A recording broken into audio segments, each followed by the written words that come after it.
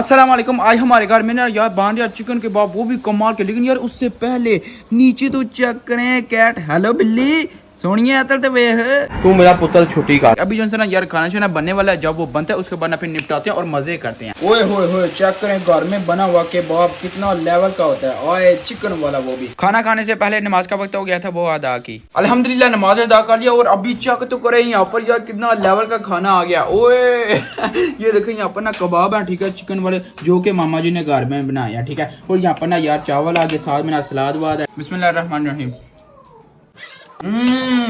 मजेदार। असल जो सीन है ना वो तो यार केबाब का है। बिस्मिल्लाह करते वो बहुत ही गर्म है। ये देखें साथ में चटनी। बिस्मिल्लाहिर्रहमानिर्रहीम। नाइस।